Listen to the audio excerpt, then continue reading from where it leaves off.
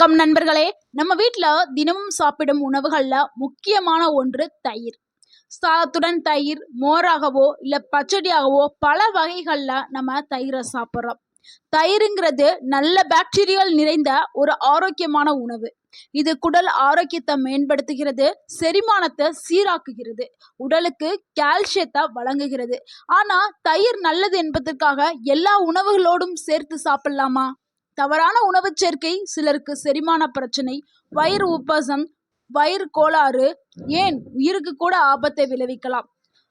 சிலருக்கு வெண்புள்ளிகள் இந்த மாதிரியான பிரச்சனைகளை ஏற்படுத்தலாம்.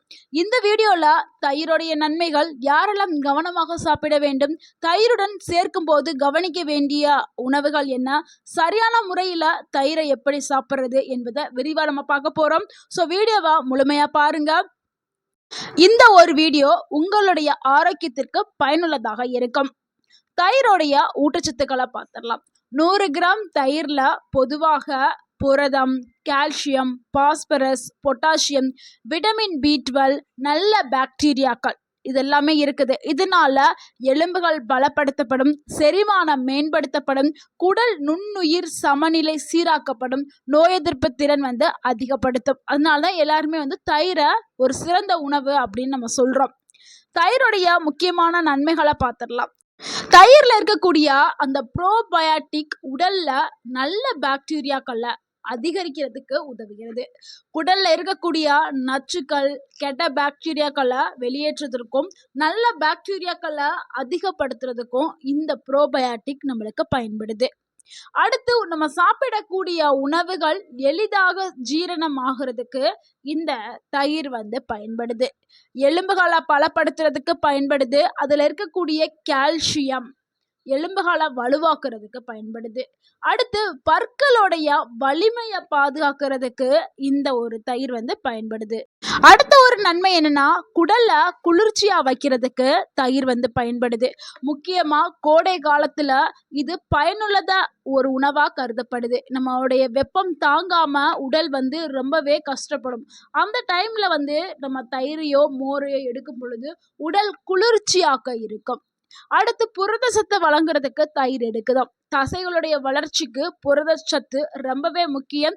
அந்த புரதச்சத்து தயிர்ல இருக்குது. வயிற்று எரிச்சலை குறைக்கிறதுக்கு பயன்படுது. சிலருக்கு நிவாரணம் தரக்கூடிய ஒரு உணவாகவும் இருக்குது. நோய் எதிர்ப்பு திறனை அதிகப்படுத்துறதுக்கு இந்த ஒரு தயிர் பயன்படுது. குடல் ஆரோக்கியம் மூலம் மறைமுகமாகவே நோய் எதிர்ப்பு சக்தி உடலுக்கு கூடும். இதனால வெளியிலிருந்து வரக்கூடிய பாக்டீரியா, வைரஸ் போன்ற தொற்றுகள்ல இருந்து எதிர்த்து போராடும் தன்மை உடலுக்கு கிடைக்க ஆரம்பிக்கும். அடுத்த ஒரு நன்மை, மலச்சிக்கலை குறைக்கிறதுக்கு தயிர் பயன்படுது. சிலருக்கு நல்ல பலன்களை தரக்கூடியதாக இருக்குது.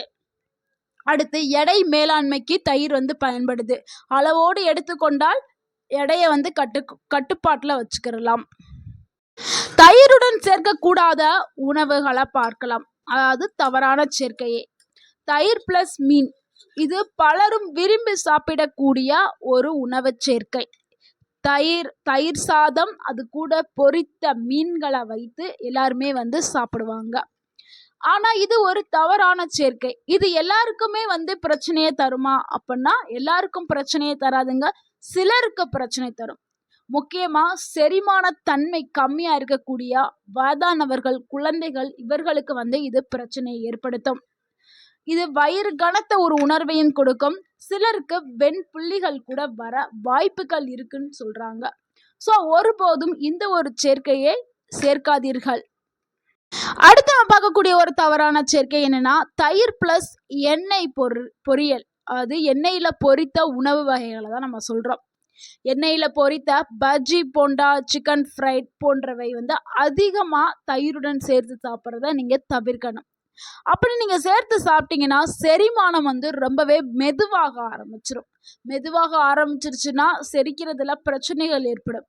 வயிற்றில் உப்பசம் ஏற்படும், கனத்த ஒரு உணர்வு ஏற்படும். அதனால தான் எண்ணெயில் பொரித்த உணவுகள், அது வடை, பஜ்ஜி எது சாப்பிட்டாலும் அப்போ தயிரை நீங்கள் எடுக்காதீங்க. தயிர் செரிக்காதுல்ல. ஸோ தயிர் ஒரு அதிக புரோட்டீன் நிறைந்த ஒரு உணவு. அதனால செரிக்கிறதுல பிரச்சனைகள் ஏற்படும். ஸோ ஒருபோதும் இந்த ஒரு சேர்க்கையை எடுத்துக்கொள்ளாதீர்கள். முக்கியமாக வயதானவர்கள் தவிர்க்கிறது ரொம்பவே நல்லது. அடுத்து 3வது பார்க்கக்கூடிய ஒரு தவறான சேர்க்கை என்னன்னா, தயிர் ப்ளஸ் மிக அதிகமான காரம், மிளகாய் கார உணவுகள். சிலருக்கு இது வந்து அமிலத்தன்மை, வயிற்று எரிச்சல், செரிமான பிரச்சனைகளை ஏற்படுத்தும். அடுத்து 4வது பார்க்கக்கூடிய ஒரு தவறான சேர்க்கை என்னன்னா, தயிர் ப்ளஸ் பழங்கள் தாங்க. அதிகமான பழங்கள் வந்து ஆபத்து. அதுவும் சில பழங்கள் கண்டிப்பாக தவிர்த்தே ஆகணும். அதாவது இப்போ ரீசெண்டாக கூட நியூஸில் எல்லாருமே பார்த்துருப்போம். தர்பூசணி கூட தயிர் எடுத்து சாப்பிடவே கூடாது. ஏன்னா தர்பூசணி வந்து வேகமாகவே செரிமானம் ஆகக்கூடிய ஒரு உணவு. தயிர் வந்து ஸ்லோவாக செரிமானம் ஆகிறது. ஸோ 2மே நம்ம எடுத்து சாப்பிடும் பொழுது ஸ்டொமக் அப்செட் ஆயிரும். அடுத்து வந்து செரிமான பிரச்சனை ஏற்படும், வயிற்று பிரச்சனை, வாய்வு பிரச்சனை, இந்த மாதிரியான சில பிரச்சனைகள் ஏற்பட்டு உயிருக்கு ஆபத்து கூட ஏற்படுத்தும். ஸோ அதனால தான் ஒருபோதும் தயிர், வாட்டர்மெலன், சிலர் வந்து பனானா சாப்பிடுவாங்க தயிர் கூட, இதெல்லாம் வந்து தவிர்த்து. ஒரு தவறான சேர்க்கை என்னன்னா, தயிர் ப்ளஸ் இனிப்பான கூல்ட்ரிங்க்ஸ் தாங்க. அதாவது artificial cool drinks, soda, Coca-Cola, 7up இந்த மாதிரியான கூல்ட்ரிங்க்ஸ் கூட தயிர் சாப்பிட்றது நல்ல பழக்கம் கிடையாது. இது வயிறு உபசம், செரிமான பிரச்சனை இந்த மாதிரி ஏற்படுத்தலாம். அடுத்து யாரெல்லாம் தயிரை கவனமாக சாப்பிட வேண்டும் அப்படிங்கிறத பார்த்துடலாம்.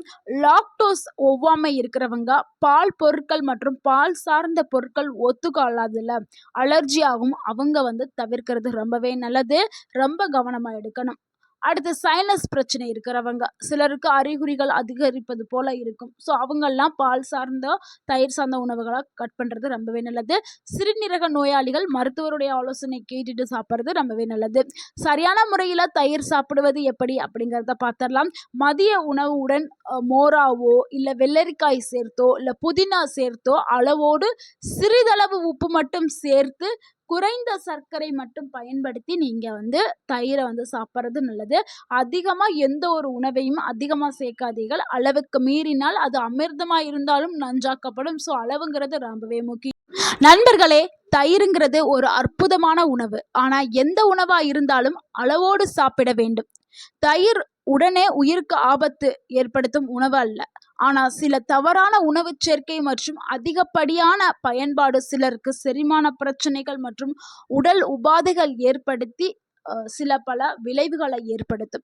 எனவே அளவோடு சாப்பிடுங்கள். சமநிலையான உணவுகளை சேர்த்து சாப்பிடுங்கள். உங்கள் உடலுக்கு ஏற்ற உணவுகளை கவனிச்சு எடுத்துக்கிறீங்கள். உடல்நல பிரச்சனை இருந்தால் மருத்துவருடைய ஆலோசனை பெற்றுட்டு சாப்பிட்றது ரொம்பவே நல்லது. இந்த தகவல் உங்களுக்கு பயனுள்ளதாக இருந்திருந்தால் இந்த வீடியோவை லைக் பண்ணுங்கள். இந்த வீடியோவை உங்களுடைய ஃப்ரெண்ட்ஸ் அண்ட் ஃபேமிலிக்கு ஷேர் பண்ணுங்கள். மறக்காமல் நம்ம சேனலை சப்ஸ்கிரைப் பண்ணுங்கள், சப்போர்ட் பண்ணுங்கள், கமெண்ட் பண்ணுங்கள். தேங்க்யூ ஃபார் வாட்சிங். வாழ்க வளமுடன்.